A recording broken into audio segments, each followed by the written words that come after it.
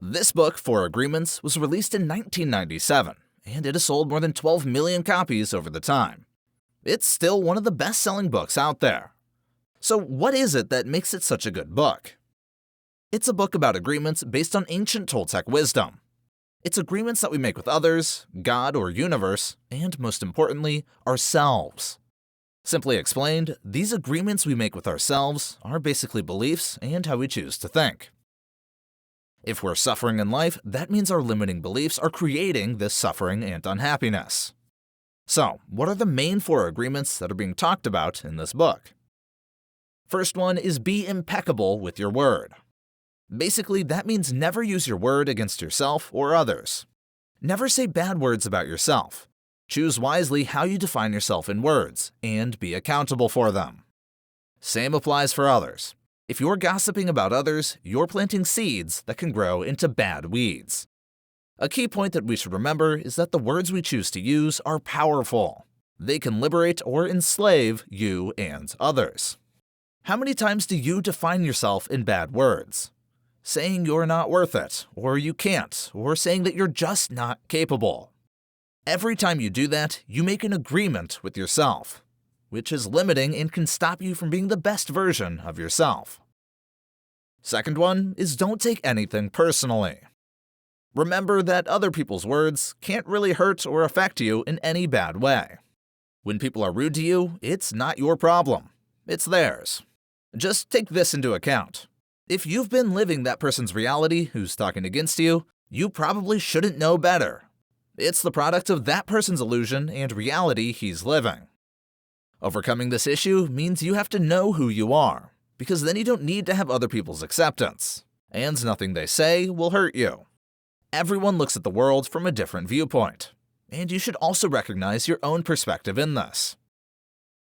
Third one is don't make assumptions. Making assumptions can be very dangerous. We make assumptions that are based on nothing, and even worse, we attach many agreements on those assumptions. We can make things different than they actually are. Be courageous and ask questions to clarify things to avoid future pain. And if someone surprises you, be mindful that it's only your reaction and your responsibility for it. Fourth one is do your best. It shows how to put all three into practice. The agreement is to act and do your best depending on the circumstances you're in. If you're putting a maximum and pushing the limit, you can overburn quite fast, and disappointment can catch up to you. If you're underperforming, then results won't make you happy and won't make you feel good because you didn't put the right effort. Doing your best is doing no more and no less. If you just do your best, there is no way you can judge yourself. And if you don't judge yourself, there is no way you are going to suffer from guilt, blame, and self-punishment. As well as, take this into account. If you love the job or task you're doing, you'll do your best without even trying. Your work will feel effortless, and you'll perform much better. This final agreement will help you increase the power of the other agreements, while freeing yourself from old patterns. So, all four agreements seem pretty simple. But the thing is that we are so tied up on our old beliefs that we need to seek how to free ourselves. Our natural tendency is to enjoy life, explore, love, and be loved. That's how we used to live when we were children. So that's what happened when we became adults. We got poisoned by wrong agreements that began blocking our happiness and love. To break wrong agreements, you should follow some simple masteries. Awareness.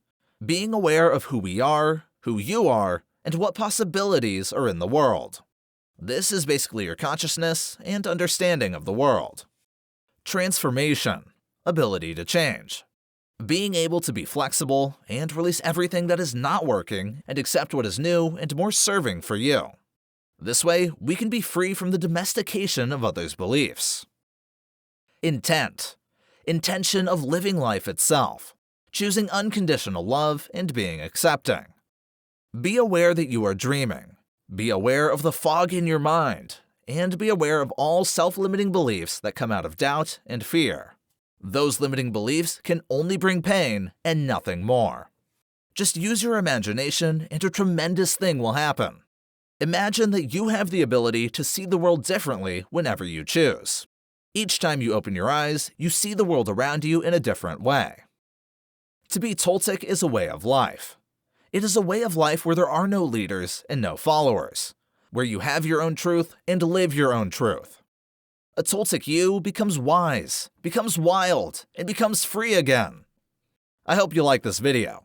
I really recommend reading this book, as it has a lot to offer. If you would like me to do more book summaries, please let me know in the comments. Thank you for watching, and until next time.